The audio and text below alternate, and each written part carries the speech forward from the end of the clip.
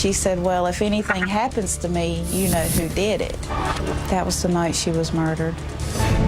Tonight on 2020, The Burning Bed.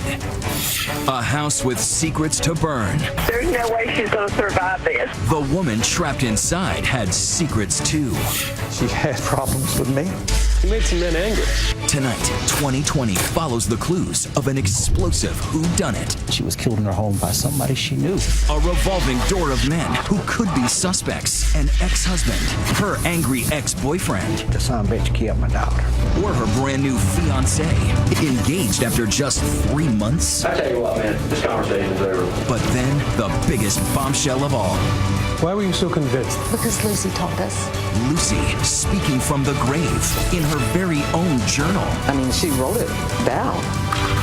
Tonight, the jury, the verdict, the outrage with the police on trial too. Who dropped the ball? Who killed Lucy Johnson in the burning bed? Here now, David Muir and Elizabeth Vargas.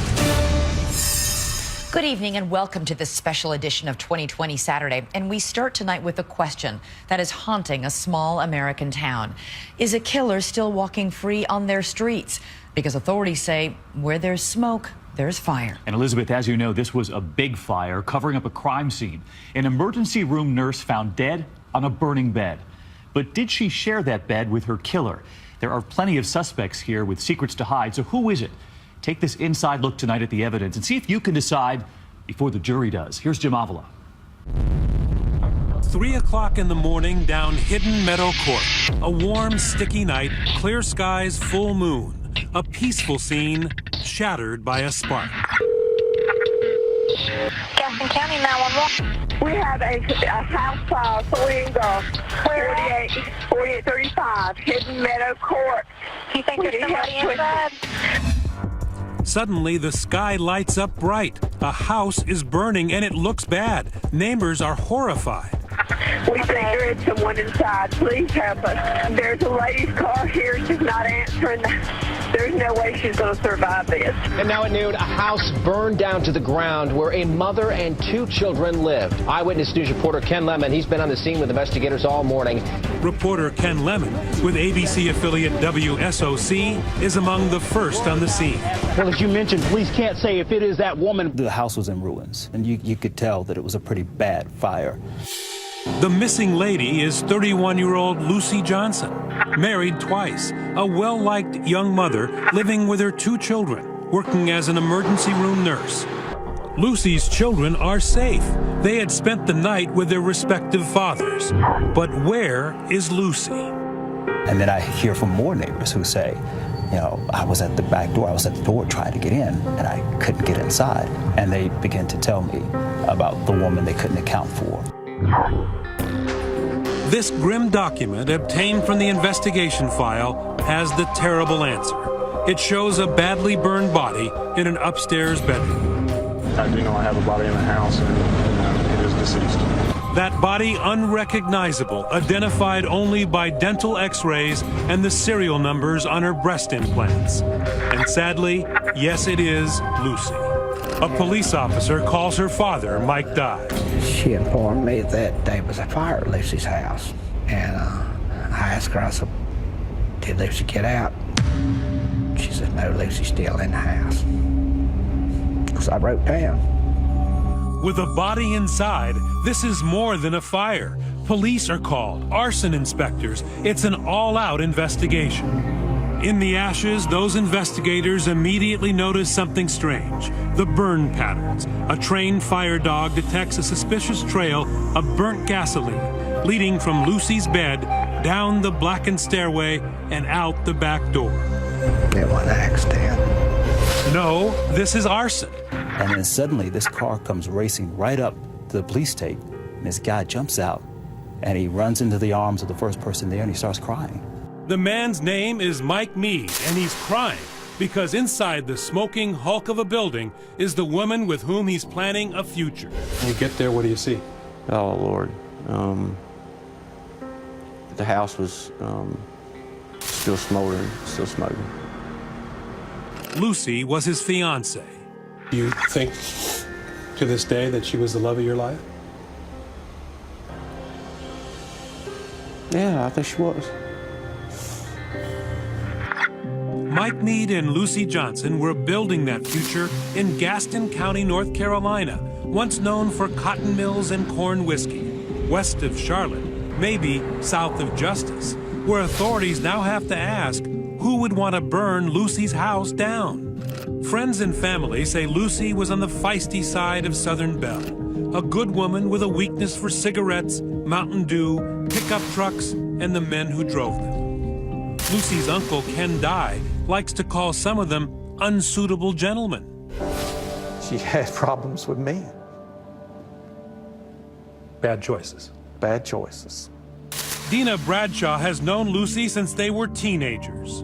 She needed love. She never wanted to be by herself. And I believe that was her downfall. Lucy likes kids. She has a 7-year-old daughter with her first husband and a 6-month-old infant son with a recent ex-boyfriend, a man named Jim Spelak, who makes his living at the nearby Catawba nuclear power plant. Now, lately, there is little love lost between Lucy and Jim, broken up before their baby is even born. In fact, after the delivery, right there in the recovery room, there is a nasty scene over, of all things, the newborn baby's name. I have never seen an individual so obsessed with the naming of a child. Private investigator Steve Eller says Spelak wants the baby named after him, James Spelak III. But headstrong Lucy would have none of that and names the boy Kason. That doesn't go over well with Daddy. They argue, and Lucy kicks Jim out of the maternity ward. And he doesn't go quietly, taking with him baby presents and the car seat. He just went into a berserk outrage. Takes her car and leaves her stranded at the hospital with no way home, no car seat. Jim and Lucy spend a lot of time in and out of court, fighting over custody, child support, and that name. Yes, if she wanted to get her way, she was going to get her way. That was Lucy. She was outspoken. Yes. She didn't take no stuff. But by the summer, some daylight begins to shine on Lucy's life. That's when she meets Mike Meade online, 39 years old. He has a pickup, but he also has a BMW, a successful inventor and entrepreneur from nearby Fort Mill, South Carolina, who enjoys the finer things, like sit-down dinners at the local steakhouse chain. She was dressed really nice. I dressed up nice. We went out to Longhorn, had dinner. You know, I was real curious about why she was wanting to date somebody when she just had a baby. And can I ask you what was special about this relationship? How you get that attached that soon? I just felt like we really had this connection, and we went right into family mode. I mean, the kids all got along. Our 3 dogs got along. I mean, it was like just everything just clicked. They hit it off, whirlwind relationship, and right off the bat, less than 3 weeks after meeting, Lucy has some news for Mike. She is pregnant. Very unexpected, very unplanned. You just met this woman, right? And soon after you find out she's going to have your baby. That's right. Mike says he quickly got used to the idea of becoming a new dad. They were in love. Mike saved this voicemail Lucy left 2 nights before her sudden death. Hey, baby, it's me. Just calling to tell you good night. I'm going to bed right now. So I love you, and I'll talk to you tomorrow. Bye. I was happy. I was tickled to death. You know, Lucy was beautiful, smart. She was a fantastic mother. You know, I couldn't think of anybody I'd want to have a baby with more. So tickled that just 3 months into their love affair, he gives Lucy a diamond engagement ring, a great big one. We felt like, you know, we're going to be together. We're going to have this baby. It's going to be wonderful. So, you know, let's just go ahead and get it. Let's do it. A couple of nights later, Lucy cooks Mike a pot roast with biscuits at her home in Gastonia. Good times, says Mike, until a shadow is cast over the evening by the roar of a pickup truck outside. It's Jim Spelak, the ex-boyfriend, arriving for his visitation day, there to pick up his infant child for the night. When she came back from the door, her demeanor was all different. What did he want from her that night? Well, he told her that he had filed a motion to take Kason to Pennsylvania for 2 weeks. Evening spoiled. So Mike goes home. Lucy drops by her close friend Dina's house to do her hair and show off that ring. It was a very nice ring, large diamond, princess cut. It was a ring that he had previously gave a girl before. He reused the ring and gave it to Lucy. Hours later, the spitfire of a young nurse, in love, engaged to a man of means, carrying his child, excited that her life is finally turning around. But now, it's all over. Lucy is dead, her body sprawled across her burning bed. They said her body was positioned in a funny way on the bed. You believe that looked like there was a struggle? Yes, the way it was described. Surprisingly, for the victim of a fire, there is no soot, no ash in her airways. That can mean only one thing. When the fire started, Lucy wasn't breathing. She was already dead. Suddenly, the police clam up. They have more disturbing clues to follow. They still wouldn't telling us anything. They wouldn't even tell us how she died. When we come back, if the fire didn't kill Lucy, what did? And the more unsettling question, who did? The son killed my daughter.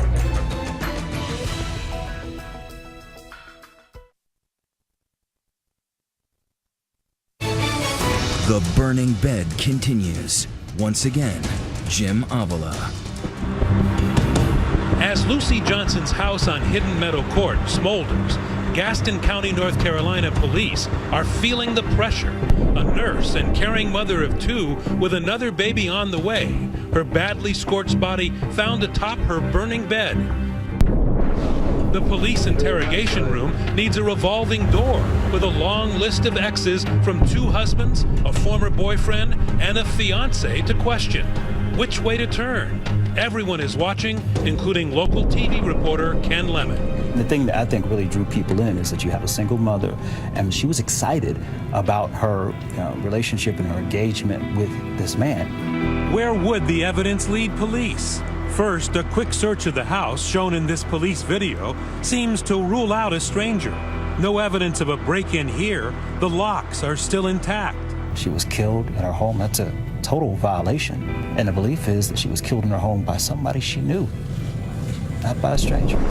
Next, police moved to the autopsy sketch. The medical examiner must have worn out his pen, illustrating the terrible damage. And there, inside Lucy's head, a find that will change the investigation.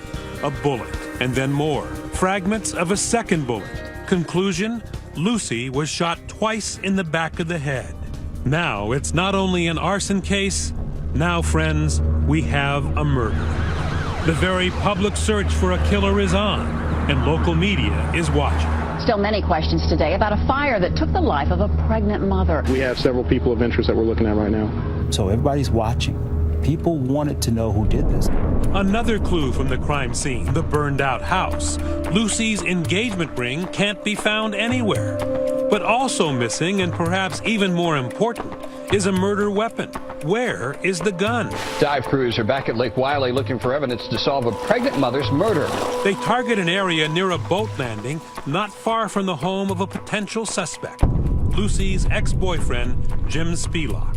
2 days of diving for a weapon didn't produce anything. There's no weapon. There's no gun found. There's nothing. With no fingerprints, everything destroyed in the burned-out house, no murder weapon, and no eyewitnesses to the crime, police must now turn to the circumstantial clues, starting with the men in Lucy's life. Lucy's uncle, Ken Dye, saw them come and saw them go. She made some men angry. She is. Gaston County Police open up the interrogation room. They bring in Philip Ocrelisa for questioning. He's Lucy's first husband and the father of her daughter, Lauren. When they were together, Ocrelisa was arrested for domestic violence twice. He comes in to tell police he never really hit Lucy, but he did grab her. But that trail cools when Ocrelisa has a tight alibi. The night of the fire, he says he was home all night, and his new wife confirms it. On to Lucy's husband number 2, Jim Johnson, another relationship that got ugly at the end. He has a police record of violence against Lucy. And Lucy's friend Dina says she witnessed one incident. He had her cornered, drilling her like a sergeant, barking at her, verbally, loud. She was afraid. She was very afraid. He was a suspect because he had threatened to burn her house down. That's a pretty good reason to be a suspect, right? But more investigation shows Johnson was on the Carolina coast, 4 hours away at the time of the crime, forcing police to dismiss him as a suspect. So now we turn our attention to Mike Meade, Lucy's new fiancé and father-to-be. Mike and Lucy's romance was so recent. That day at the fire was the first time her Uncle Ken Dye had ever seen him. I didn't know who he was. Never met him before, didn't recognize him.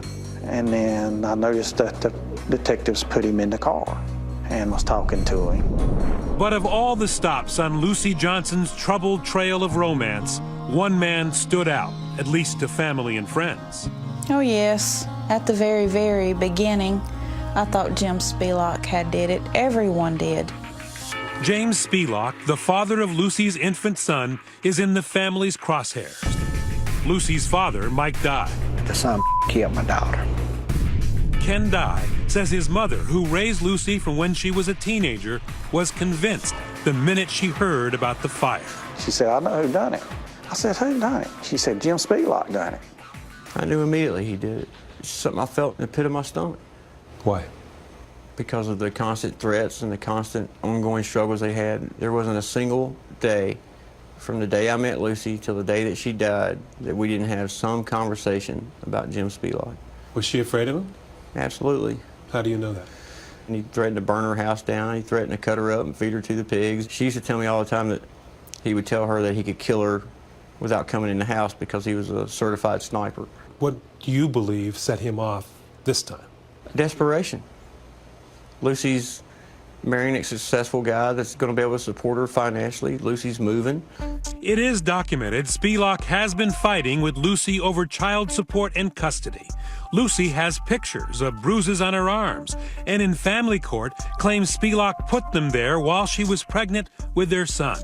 The relationship so poisonous, Jim Spielach had been recording their conversations.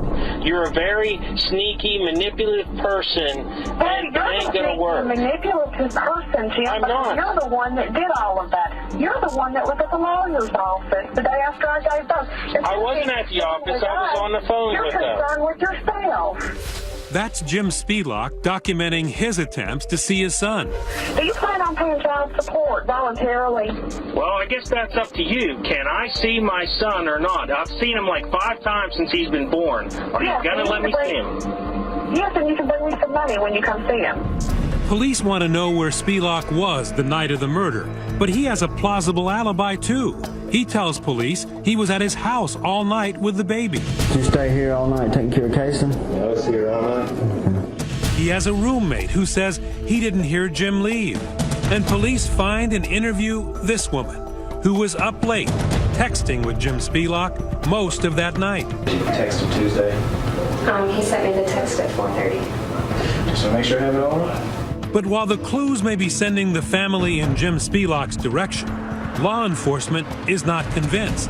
And when other people began to focus their coverage towards Spielach, they were able to tell me early on, don't go there, don't do that. Police even issue a rare public statement clearing Spielach on paper.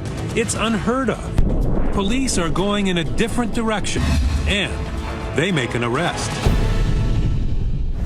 So who do you think that man in the orange jumpsuit is? We are live tweeting throughout tonight's show, so tweet us and use the hashtag ABC2020. And when we come back here tonight, we'll take you inside that police interrogation room. 2 cops, 1 suspect, with a very strange way to show his grief, and you'll see it for yourself.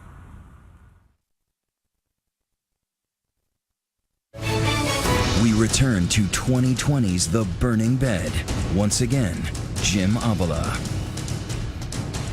Breaking news out of Gaston County. It is breaking news. Surprising new clues in the murder of a mother of 2. A shocking development in Gaston County, North Carolina's biggest murder mystery in years. New developments in the Lucy Johnson murder case. The man Lucy Johnson was in a bitter custody battle with is ruled out as her killer. And now, in an even more surprising move, the man Lucy had told everyone was the answer to her prayers, Mike Meade, is arrested. Police say Mike Meade shot Lucy Johnson to death in her home last summer. It catches everyone off guard, especially Mike Meade, the successful local businessman, never before accused of a violent crime. The man no one suspected of threatening Lucy is now charged with arson, murder, even rape. Local TV reporter Ken Lemon was on the case from the beginning. When the charges came out, they seemed to come out of left field. Prosecutors, motivated by the sympathetic innocent victim and the death of her unborn child, seek the death penalty. How did Mike Meade become the prime suspect? Police became suspicious when they first brought him in. He denied killing Lucy, but after this interrogation obtained by Discovery Channel, investigators are convinced that the whirlwind storybook romance is a sham. I just felt so in love with her, so close to her. It just hurts me thinking that you guys would think that I would even. Well, I don't have no motive. Why the I was going? We were supposed to be on vacation this week, man. I was really looking forward to spending my life with this chick. He usually described her as chick or that chick or something to that effect, which was very, very unusual. Eddie Meeks is one of the prosecutors convinced Meade is the killer. We know he didn't trust her, and it was in direct contradiction to his love of my life story.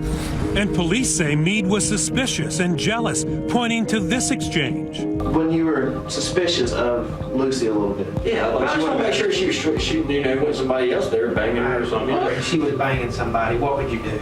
I'd walk out. It was a tense few hours for Meade. You are the one who is not telling us anything. I tell you what, man, this conversation's over, okay?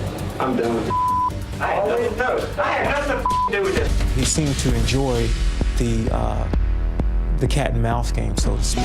In fact, for police, Mike Meade was his own worst enemy.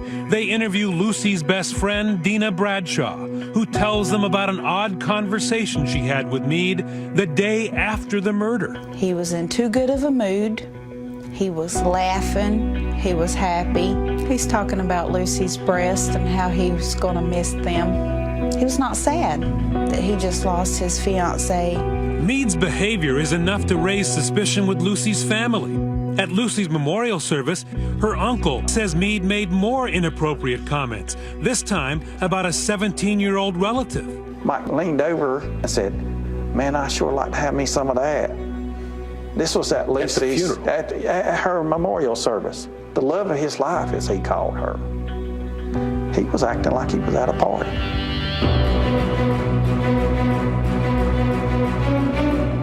As prosecutors ready for trial, they work to build a case that Mike Meade has a history of rough encounters with women he has dated. More than a dozen women who say Mike was vindictive, aggressive, pushy, and outright creepy. You start to hear things like he has a pattern of meeting women online, a pattern of a relationship that seems strong, and then all of a sudden it turns really bad. A key witness for the prosecution, best friend Dina, says Mike and Lucy fought constantly about her pregnancy. Mike, she says, wanted her to get an abortion. He never believed that the baby was his. Her feelings were hurt that he did not want her to have the baby. Odd behavior, a possible pattern of aggressive encounters with women, and some circumstantial evidence. Would it be enough? It's off to trial in Charlotte, North Carolina. This is about cold-blooded, premeditated murder. The prosecution tells the jury Mike is on a mission to be done with Lucy and the baby, and he wants his ring back. This was a $12,000 to $15,000 ring that Mr. Meade admittedly gave her.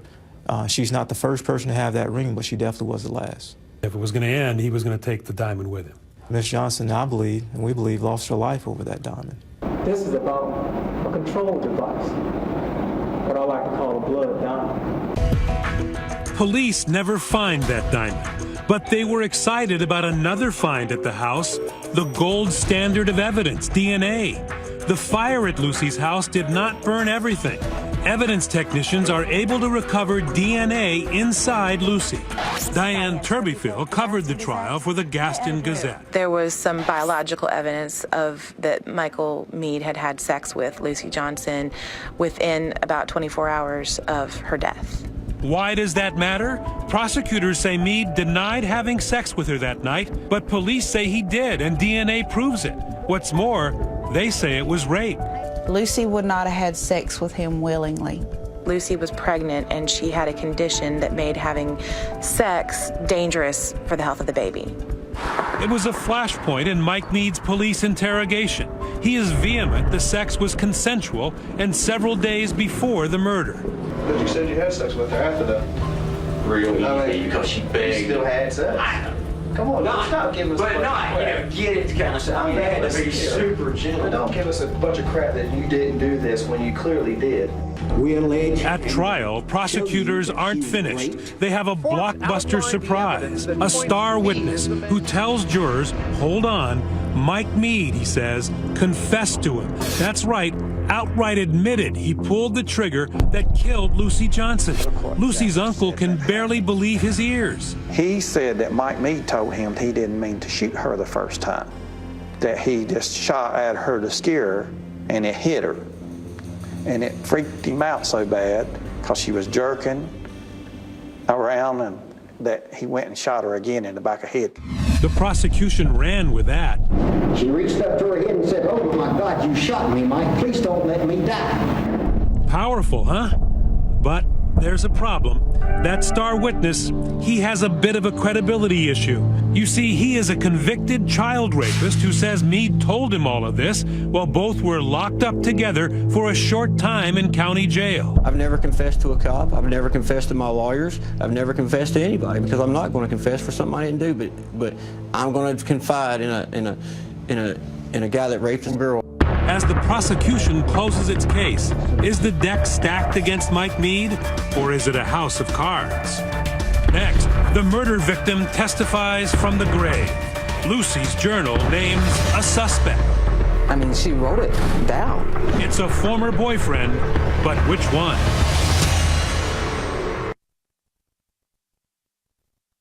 "2020 continues. Here again, Jim Avila. In the modern tower that is Charlotte's Mecklenburg County Courthouse, the state of North Carolina is working overtime to put Mike Meade to death for the murder of his pregnant fiancée, Lucy Johnson. Did you kill Lucy? Absolutely not. Absolutely not. Not one thing to do with Lucy's death. Did Mike Meade murder Lucy Johnson? No, he didn't. And how do you know that? All the evidence says that he didn't. Really? What about all those women prosecutors say Mike mistreated? Many of them, at the end of the relationship, were quite unhappy with you. Right. They're angry at you. Yeah, I'm sure. I wouldn't doubt that. They said at my bond hearing that there was 18 women that came forward and signed sworn affidavits of abuse, that I'm a violent person and stuff. And I challenge you to show one. Not one. There's never been one complaint from any woman that I've ever been with that I laid a hand on them physically. And are there girls out there that ended badly with it? Who hasn't? But you never hit any of them? Never. Never threatened them? Never. Never stalked any of them, never burned any of their house, and never raped anybody, nothing. The expectation coming from the DA's office is that we're going to hear a lot of these women. But the jury never hears that. We don't see not one of these women take the stand. That's right. The judge ruled that their stories were inadmissible, irrelevant, because none of those women had ever accused him of a crime. Okay, but what about the engagement ring, the so-called blood diamond? Prosecutors say it's part of the motive. Meade was done with Lucy, didn't want that baby, and wanted his ring back. It's a $15,000 ring, just never was found. We found that to be very, very strange, very odd. But it's not airtight because it wasn't like it was found in Mike Meade's pocket or in his drawer or in his car. Right. It just wasn't found. It just wasn't found. Mike Meade lives alone, so on the night of the murder, there's no one but his dog to vouch for him. And when I went to bed that night, God knows I didn't think I needed an alibi. You know, if the dog could talk, we'd be in good shape, but, you know, dogs can't talk. But Meade offers police 3 electronic alibis. First, he says his alarm system, as he demonstrated to us, shows he was at home all night. 2, his cell phone also puts him at home all night. 3, he was playing Madden NFL on PlayStation, and the timestamp on the game places him at home at the crucial time. But how does Meade answer the prosecution claim that the DNA evidence proves he forced sex with Lucy on the night of the murder and lied about it? Meade's defense investigator, Steve Ehlers, admits if the DNA found in Lucy was fresh, Mike was there that night and murdered her. The perpetrator goes in, rapes her, shoots her, burns her house down. But on cross-examination, the prosecution witness is forced to concede that critical DNA may not be all that fresh. And just as Mike claimed, could have been from sex days before the murder. That semen was not the home run or the smoking gun they thought they were going to have. And if that isn't enough of a Perry Mason moment, listen up. The defense is granted a rare gift. The judge allows them to stand up in open court in front of the jury and not only proclaim Mike Mead's innocence, they get to point their finger at the man they say is the real killer. In North Carolina, the rule is pretty strict. You can't do that unless you've got direct evidence pointing to the guilt of someone else, relevant evidence. Unleashed, the defense turns prosecution and puts Jim Spelach on trial, starting with his alibi, that he was at his house with his baby, his roommate didn't hear him leave, and there was a woman who first told police Spelach and she were texting all night, but then revised her story. Did I think it was weird that he sent me a text at 3? Yes. Okay. It was out of character for him. She showed back up at the police department and said, he didn't text me all night. Actually, he stopped texting me for 2.5 hours. Ironically, at the 2.5 hours, Lucy was being killed and her house was being set on fire. In fact, by the time of the trial, Lucy's been dead for 3 years. But now, the jury is about to hear from her again. That's right, Lucy becomes the star witness at her own murder trial, offering stunning testimony from the grave, written in this pink polka dot notebook, a journal Lucy kept to build a custody case against Jim Spelach. Lucy told us over and over again in her own words who she thought she was in danger from. And it wasn't just all about that pink notebook. The prosecution witness, Dina Bradshaw, reluctantly delivered some devastating evidence in Mike Mead's favor. And she said, well, if anything happens to me, you know who did it. And so she was referring to Jim Spelach. But it was all in laughter. Laughed it off, maybe, but then she brought it up again. But she had said, well, remember what I said, you know, referring to if she's killed, that Jim Spelach did it. And we were laughing, and she left. That was the night she was murdered. And in that pink notebook, Lucy also documents accounts of Spelach's online gambling and an interest in cross-dressing that extended to buying sexual paraphernalia on the internet while he was supposed to be working at the nuclear power plant. Just about 2 weeks before her death, for the first time ever, she was able to actually document on the computer that he was purchasing these items. Documentation Lucy had just turned over to her custody lawyer days before her death. Mr. Spelach was aware that she had the proof of her allegations. That's the defense case. Jim Spelach murdered Lucy Johnson because she was about to win the custody case and reveal his darkest secrets. How more definitive can you be? That's another reason why at first we felt like it was him. But I've learned, don't jump to conclusions. He was perfect person to be framed for a crime. Jim Spelach turned down our request for an interview when our report first aired, but denies he murdered Lucy or bought women's clothes for himself. And prosecutor Eddie Meeks believed him. Regardless of all these different arrows pointing, all these red herrings, at the end of the day, when you weigh all the evidence, it was only one arrow, and that pointed at Michael Mead. But who does the jury believe? So the question here tonight, what would you make of those writings in Lucy's journal? Enough to influence how you'd vote on the jury? Let us know on Twitter. Use the hashtag ABC2020. You'll hear from that jury when we come back for the first time, revealing why they decided what they did. We'll be right back. When 2020 continues, what the jury heard, what they thought, and their bombshell verdict based on Lucy's journal. I mean, she wrote it down. But which name did she write? Next.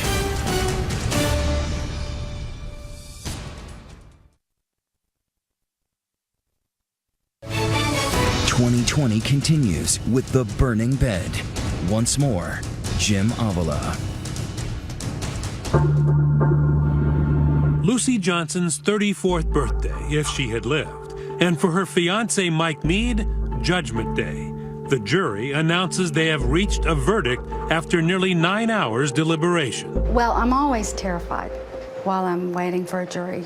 You can never be sure People ask criminal defense attorneys all the time, how can you defend somebody that you know is guilty? Trust me, it is much harder to defend someone when you truly believe they're innocent.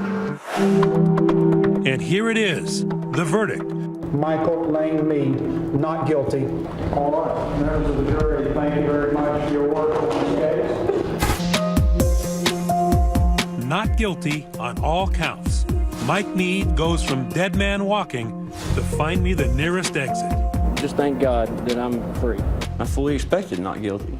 Why were you not surprised when they said not guilty? Because I had sat in the same trial for 7 weeks that they had. And if I was sitting on that jury, I would have been going, you know, what in the world is going on with this case? So 2020 gathered 11 jurors and returned them to their seats in the same courtroom for their first group interview, where it was clear that the defense strategy worked. I don't understand how they were able to come to trial and not even give a second look at Jim Spelak. A key element for the jury, Lucy's own words in her journal. so Lucy Johnson herself told you, a juror, Jim Spelak did it. If anything were to happen to me, Spelak did it. I mean, she wrote it down.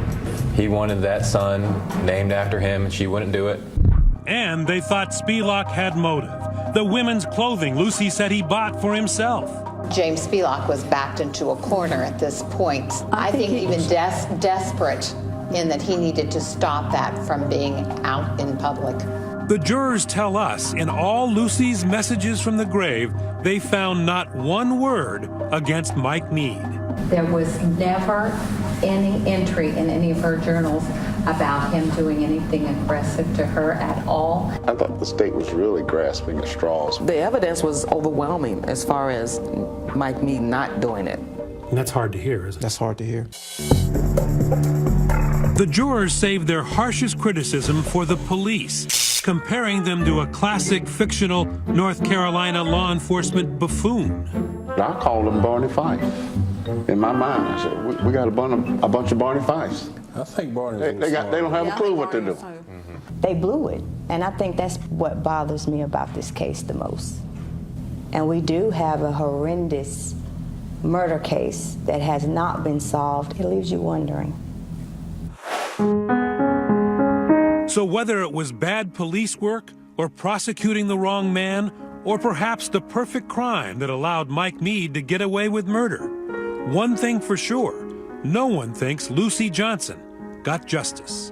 Since Mike Meade has been tried and acquitted, and since you don't believe that there's anybody else out there that could have done the crime, Lucy will never get justice in your mind. Not in my mind. Today, Jim Spelak has full custody of his son, Kason, who after Lucy's death, he renamed James Spelak III. Mike Meade says, although he is free, he lives under a cloud of suspicion. All right, well, we interviewed Meeks, okay? To this day, he thinks you did it. Well, to this day, he's an idiot. Where there's smoke, there's fire. The evidence is cleared. I have no respect for Meeks.